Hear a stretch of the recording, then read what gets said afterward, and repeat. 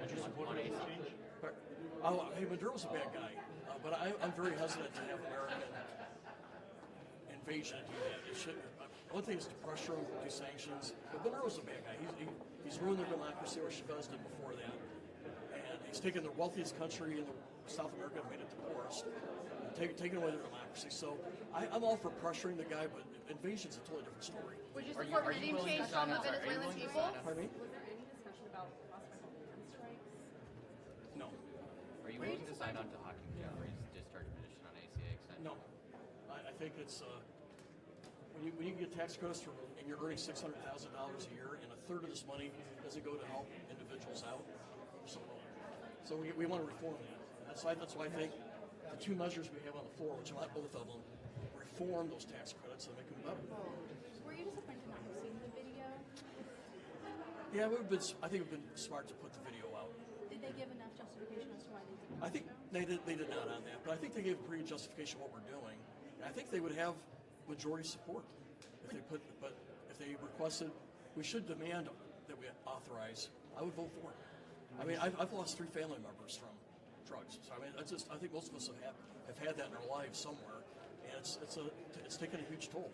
Would you want another briefing to see the video? Yes. Okay, I got to go to a meeting. Get the video out. Do you mean to the whole Congress? Or to the Yeah, public? I think to the public. Yeah, to the public. Well, thank you. Thank you.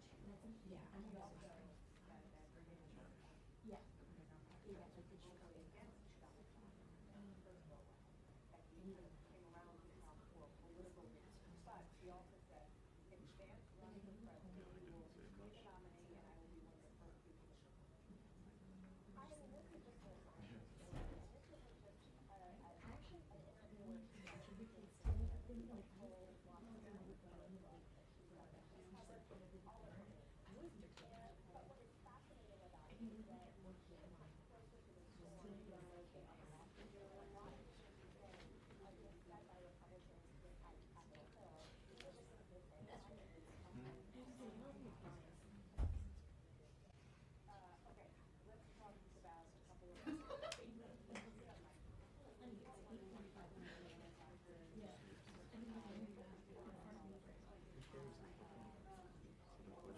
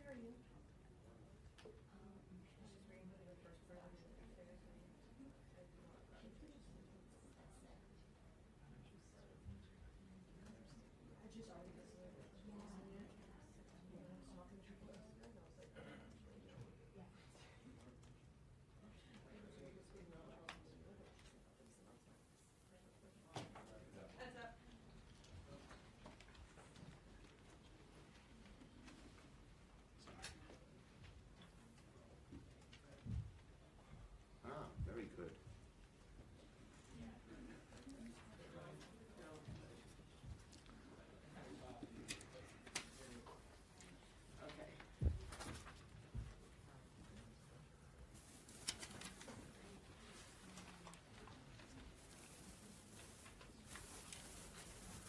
Okay, thank you, everybody, and I'm proud to be joined by my colleagues here. We have had a task force focusing on this issue, and these members and some others are active and proud members of our task force.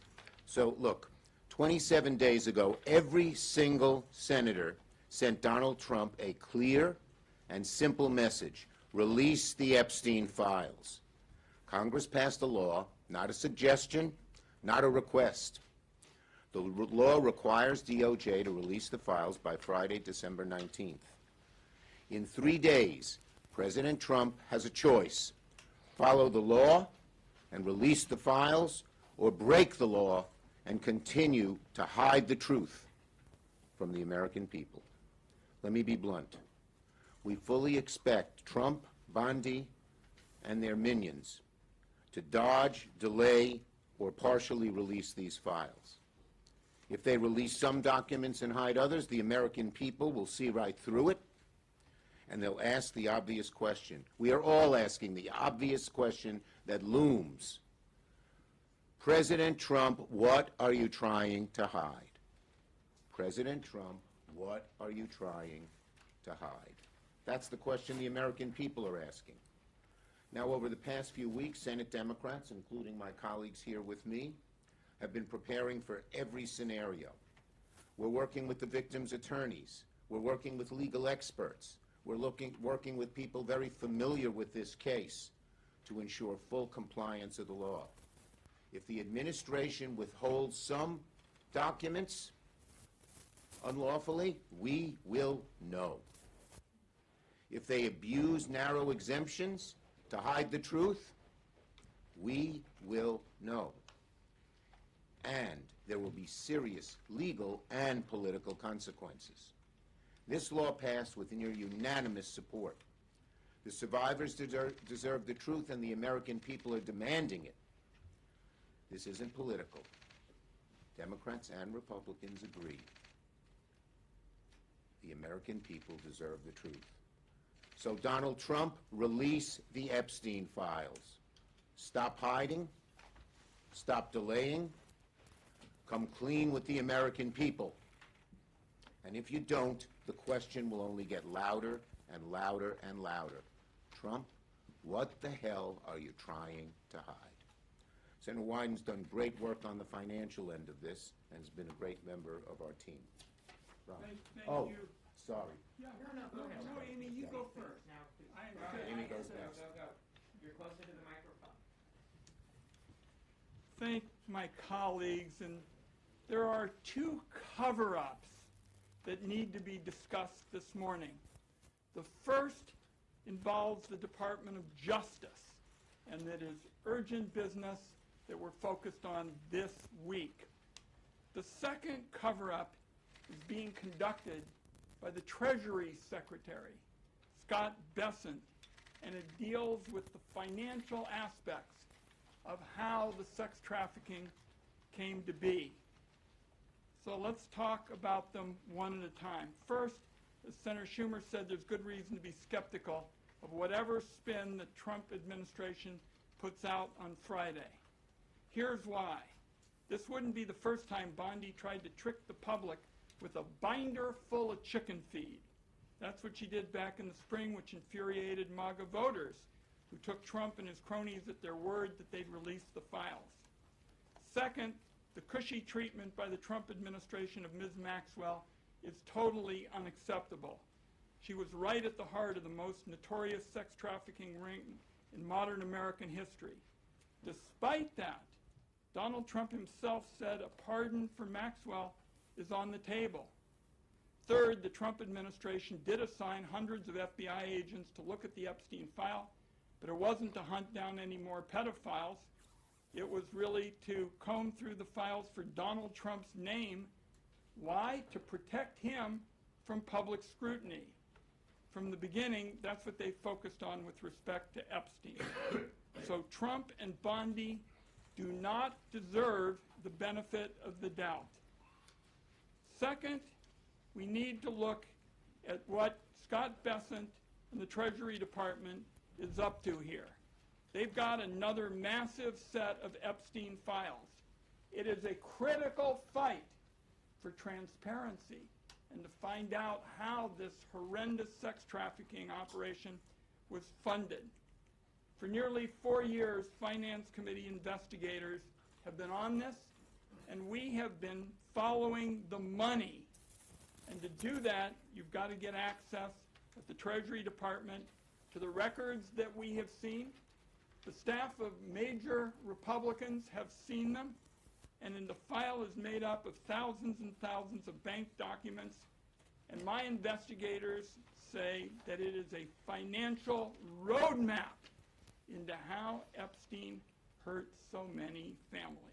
It shows who was paying Epstein and where his money was going. It shows what banks enabled his trafficking despite evidence of money laundering and despite the knowledge that he was a sex offender. It shows payments that look like the result of blackmail. It shows big outflows of money to Eastern Europe, Turkey, and Russia, and it includes the names of women and girls.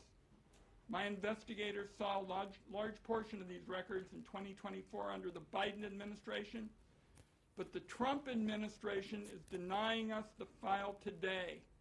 It's important for the American people to find out how all of this was financed, and that means getting our hands on the file to investigate further.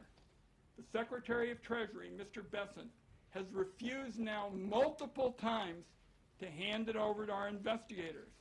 Ridiculous excuses, again and again.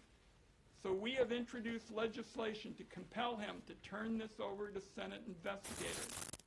And I will tell you that Epstein survivors are already filing suit, against banks because they think that this information is so critical to finding out how they were exploited. So it is time for the stonewalling to end. That's why I so appreciate what my colleagues have done to get this information out on Friday, and the administration is required by law to release the Epstein files at DOJ. I'm here to say it's got to be done at the Treasury Department as well, because we find in America you capture corruption by following the money, and that's what is so critical at this point to the second investigation. Thank you, Leader Schumer, and I thank my colleagues. Senator Klobuchar has been working very well on this, and we appreciate it. Thank you very much. Thank you, Senator Wyden. Thanks for following the money, something that's our creed as my former job as prosecutors. Whenever you're solving a case from the smallest theft to big rings, and I appreciate that. So let's remember what this is all about. This is about exploitation and abuse. These victims deserve justice, they deserve transparency, and they deserve accountability. Example, Danielle Bensky, 17, recruited into Epstein's circle. Her mom had a brain tumor, and Epstein told her he could help her mom, but only if she abided by his demands, including recruiting other girls. He told her, I can use it to help you, or I can make it very difficult for your mother. That horrific crime, one of many, is why the House voted 427-1 to release the files, and why the Senate unanimously passed the bill on Senator Schumer's motion. That bill set a specific deadline, December 19th, and it is a must. It's not a may, it's a must. And it says that no record shall be withheld, delayed, or redacted on the basis of embarrassment, reputational harm, or political sensitivity. With this deadline, they will show whether they are really going to stop covering up or they're going to protect these powerful abusers. If they redact these files heavily, it will be clear they are hiding something. Maybe it's because Donald Trump is mentioned 1,500 times. Maybe it's because they want to shield wealthy donors who are implicated in these files. Regardless of the reason, if these files are heavily redacted without justification, Americans will know that they are once again, this administration, siding with the rich and the powerful.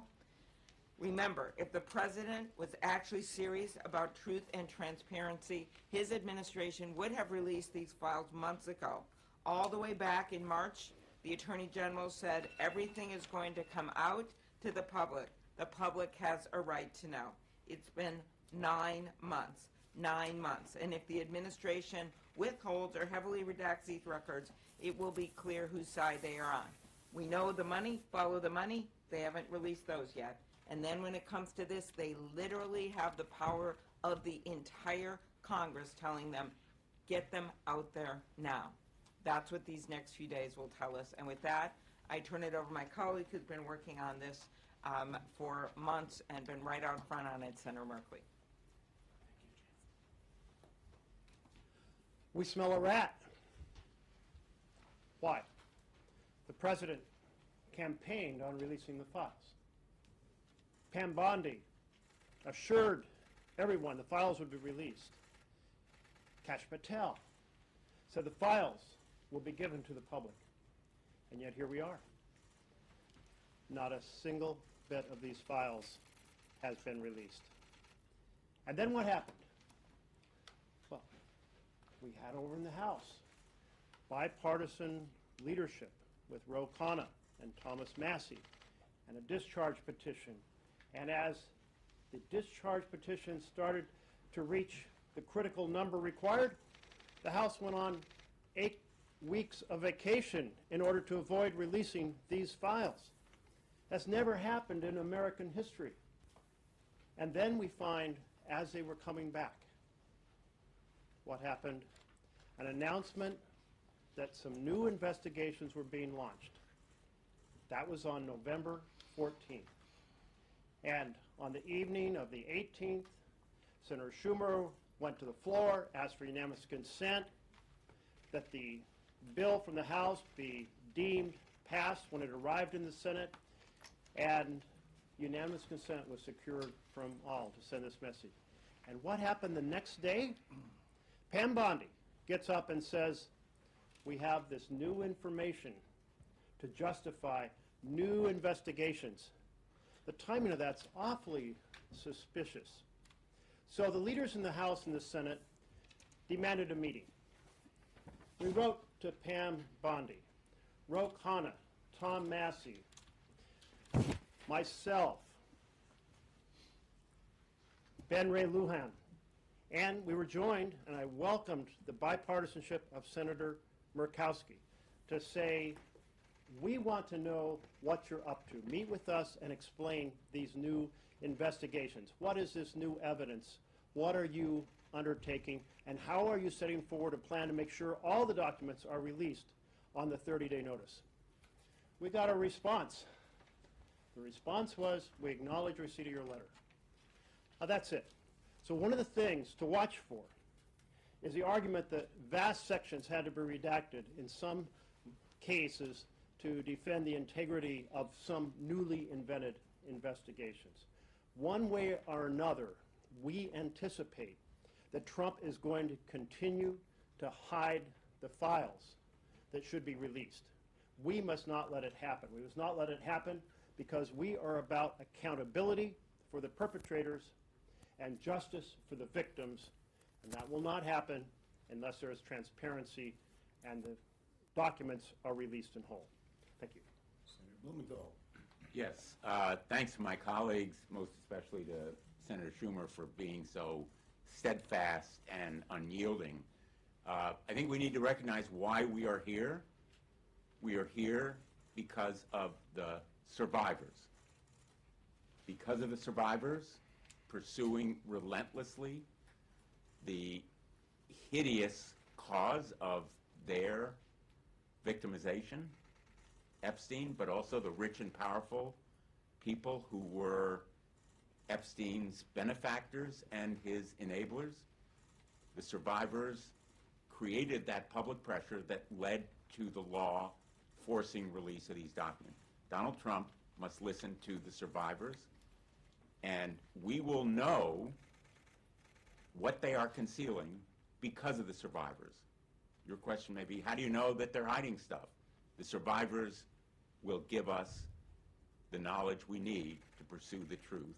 They have been about the truth from the very start, and their truth has to prevail. Thank you. And so, as I mentioned, we've had a task force of 13 members. We've divided up in different groups because we believe that they will not give full, open disclosure where there's great accessibility. What is Trump hiding? We're going to find out everything that he hides, that he has hidden. Not just not releasing the report, but once he releases the report, what else he is hiding. And that's why we assembled this task force, and we've had great success, great help from the survivors and their lawyers, from others who have prosecuted. Ron's done a great job on the financial end of it. We're going to find everything out. He can run, he can hide. Questions on this subject? Yes. What is your sense in terms of the time frame? Is it end of day on Friday, or is it like Well- when you need to have these documents? And if you don't, is there a legal recourse that you are already planning? Okay. The first question. We don't know when exactly they'll release it. They may try to do it at 11:59 p.m. They have to do it by the 19th. That's the law. If they don't release the documents, there's going to be such an outcry from one end of America to the other that I think they'll be forced to do it.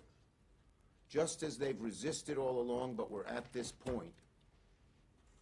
The public pressure, you know, as Abe Lincoln said, public sentiment is everything. You've rarely seen so many different political wings of each party come together and say we need this. So we believe they'll be required to do it. Obviously, we would pursue every legal, legislative, and administrative way to get this done as well, but public pressure will be everything. Yes? How are you planning on addressing this if they do release it and it's so heavily redacted that there's nothing that's underneath? Well, the people who wrote the legislation drafted it very carefully. We've been consulting our lawyers on just that issue, and we will be able to first make the point that some of the redacted stuff doesn't have, much of the redacted stuff doesn't have to be redacted, and we'll have chapter and verse on that. And second, we will be prepared to argue that in court. But again, our number one ally in this is the American people, and they are going to demand that it be released. And when we say this and this and this shouldn't have been redacted, what are they hiding there? It's going to increase a lot of heat on them. And clearly, as Senator Schumer knows, having met with them, the victims are not also going to allow this to happen. Right. They're going to be leading the way. They want to know what's in these documents. The victims are already filing lawsuits using the information we've gotten. They are not going to let this just go by the board. Yes. What is your plan for making progress on Senator Wyden's bill with regard to treasury? Well, why don't I call on Senator Wyden? We're going to keep pushing to find out what is behind Scott Bessent's stonewalling. The fact of the matter is, on Valentine's Day, before the administration, the Biden administration left, we went to look at the SARS, these suspicious activity reports, and we had the staff of senior Republicans, and we're going to keep pushing on a bipartisan basis to A, get all the facts out, because as Senator Schumer has said, this is not a blue and red fight, and B, to make the reforms that are necessary so this never happens again. Too many banks looked the other way. Too many auditors decided this wasn't important. This was again and again a textbook case of disinterest in suffering and families and young girls, and we're not going to let it happen again. We're also not going to bifurcate this. It's part of one large investigation, one large disclosure.